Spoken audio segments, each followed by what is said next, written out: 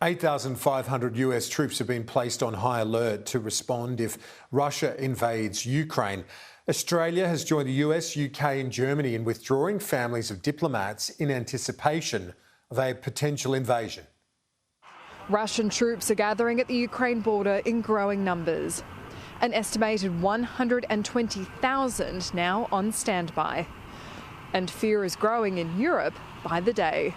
Invading Ukraine from a Russian perspective is going to be a painful, violent and bloody business. President Biden hosted a video call with NATO leaders and European allies. As they vowed together, there would be a severe cost to Russia if it did launch an attack. I think it's important to remember who the aggressor is here. It is not the United States. It is not these eastern flank countries. It is Russia, who has tens of thousands of troops on the border of Ukraine. We want to draw your attention to the fact that the escalation of tensions is being held by activity and actions undertaken by the US and NATO.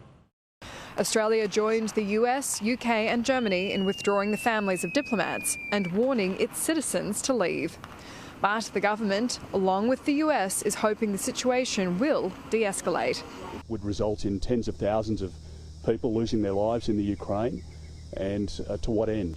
Defence Minister Peter Dutton said Australia hasn't received any requests for assistance in the potential conflict and appeared reluctant to do so. We've got a lot going on in the Indo-Pacific at the moment, so Australia's responsibility is within our region. We haven't received a request for any assistance and we wouldn't expect to receive one.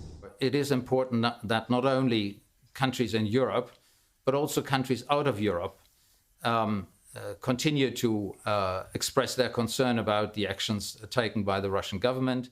But it didn't rule out further support to bolster Ukraine's cyber defences. Australia has worked very hard on our international engagement strategy on cyber, and this is the time, this is the challenge, and we will be working with our partners where we can. This week has marked a major pivot in the Biden administration's approach to Ukraine. No longer is the conversation focused on economic sanctions.